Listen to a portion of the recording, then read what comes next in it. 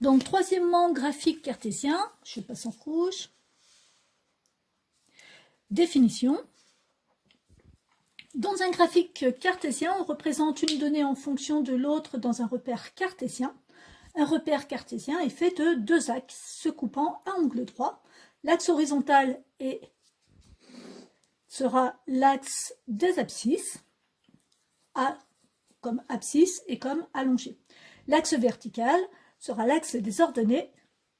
Alors, là, je peux vous montrer.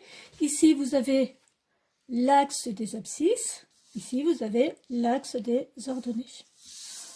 Voilà. Un point est repéré par ses coordonnées. Alors, A, c'est le nom du point. X, ce sera l'abscisse. Y, ce sera l'ordonnée. Donc, A, X, Y, où X est l'abscisse repérée sur l'axe des abscisses et Y est l'ordonnée repérée sur l'axe des ordonnées. Un graphique cartésien permet de montrer l'évolution d'une grandeur en fonction d'une autre.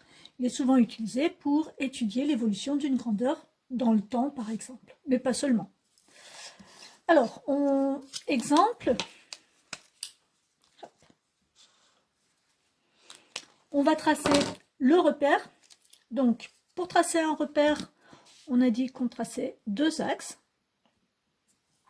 Donc, un axe ici horizontal. Alors, attention, on gradue l'axe. Il faut que les graduations soient régulièrement espacées.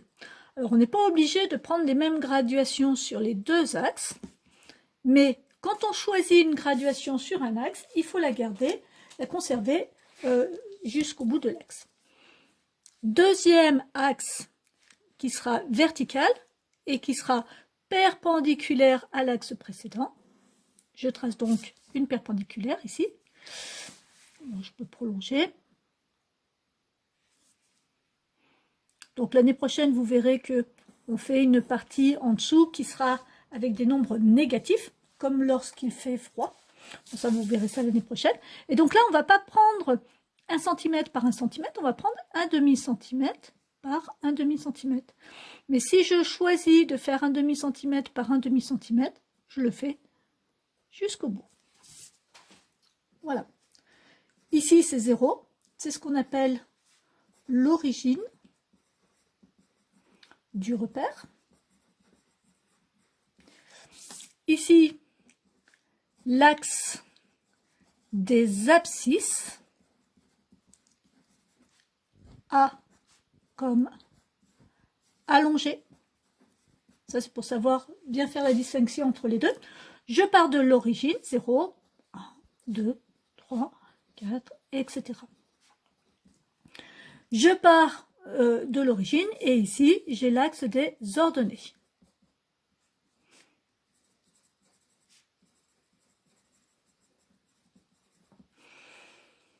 Ici, 0, 1, 2, 3, etc.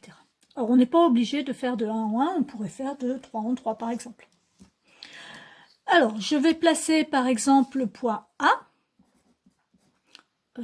2 en abscisse et 3 en ordonnée. 2 en abscisse, ça veut dire que je vais me mettre en face de 2. Je me mets en face de 2, je trace une perpendiculaire. Alors là, on va faire ça avec des pointillés.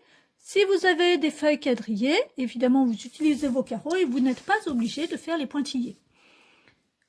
Ici,